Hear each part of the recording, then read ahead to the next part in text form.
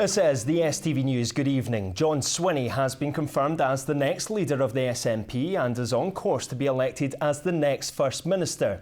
He ran unchallenged for the position and is expected to be sworn in later this week. In his acceptance speech this afternoon, Mr Swinney claimed he was the leader to restore harmony and will begin a new chapter within the party. But opposition MSPs say he represents more of the same. Our reporter Vanessa Taff has the latest. It wasn't much of a leadership contest. John Swinney was the only candidate in the race. The fact that I am the only candidate demonstrates that the Scottish National Party is coming back together again now.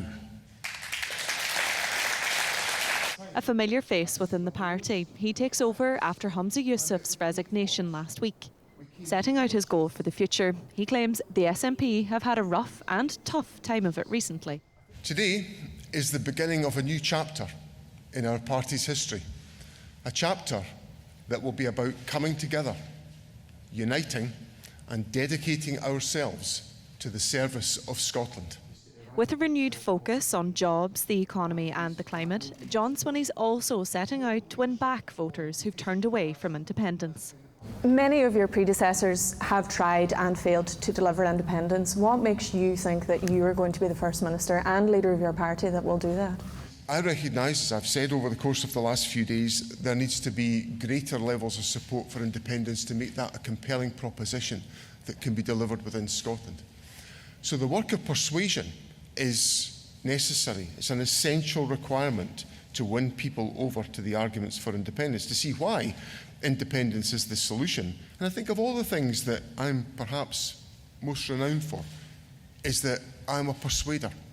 I believe in engaged persuasion and dialogue in Scotland.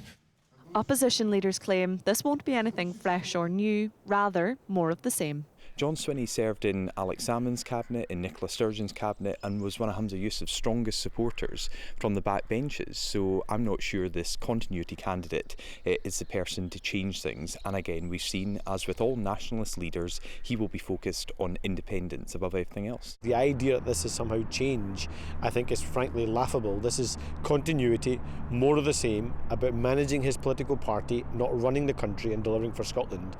And that's why people are demanding change. It's going to be critical that he sets out clarity about the future policy direction of the Scottish Government.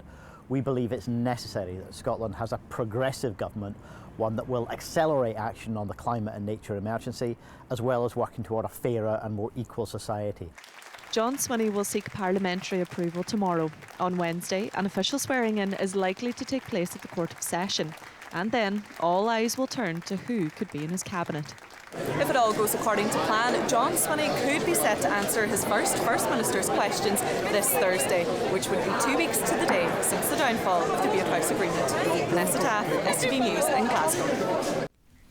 Well, to the day's other news now, and a motorcyclist has died after a 3-vehicle crash in Stirlingshire. A 54-year-old man was taken by air ambulance to Ninewells Hospital in Dundee, where he's in a critical condition.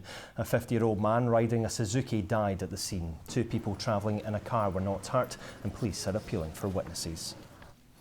A 30-year-old man has been arrested following a disturbance in Paisley this afternoon involving a weapon. 2 police officers were injured in the incident that happened after a collision between a car and a stationary police vehicle on Glasgow Road between Bucclivie Road and Allerton Avenue. Drivers are being asked to avoid the area while inquiries are ongoing. Now, Scottish scientists are examining ways to shoot the messenger that allows cells to grow in the wrong place in the bowel, which can lead to cancer. Researchers in Glasgow have received more than £200,000 from Cancer Research UK to look at the role DNA plays in the development of cancer in the bowel. It's hoped it will detect and treat bowel cancer early and prevent it from spreading to other parts of the body. Messenger RNA is really the message that is transmitted to the cell to tell it how to grow and divide and make more cells.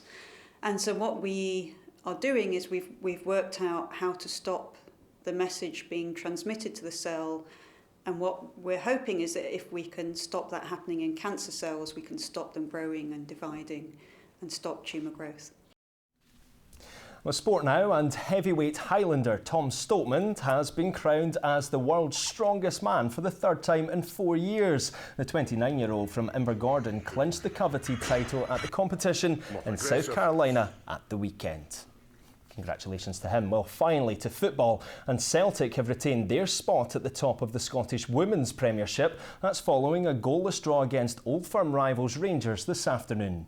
The result edges Celtic closer to securing their first ever top-flight league title. But with the two sides level on points and with 3 games left to go, both managers acknowledged it's still all to play for.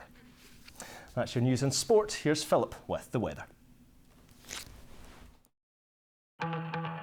A dry start to the day will become increasingly splashy. TUI sponsors STV weather. Hello, good evening. Well, the main story for the rest of this week is that we're seeing a large area of high pressure building in across the UK. High pressure normally means good weather, but unfortunately for us here in Scotland, we're just at the top edge of that high. So come the middle of the week, it will allow frontal systems to move in, and those fronts will bring with it a bit of cloud and a band of rain, particularly to the north and the northwest. Back to just now though, and those heavy thundery showers that we've been seeing throughout the course of the afternoon across central and western parts are continuing to spread southwards, fizzling out as they go though. So it will be turning drier through the second half of the night. We're still holding on to a lot of low cloud mist and murk though across Shetland, and temperatures not dropping too far. A mild night to come, lows of around 9 or 10 degrees Celsius. So looking ahead to Tuesday morning, a mild start to the day, a bright start across parts of the Western Isles, Caithness and Sutherland, Moray and Aberdeenshire. Elsewhere though, central and southern parts holding on to that cloud. We'll see some drizzly outbreaks of rain, temperatures reaching highs of around 14 or 15 degrees Celsius. A rain will spread in from the northwest on Wednesday. Bye-bye. TUI sponsors STV weather. Well, that's all from me for now. STV News will be back with the latest from 6 o'clock tomorrow morning. Join us then. Good night.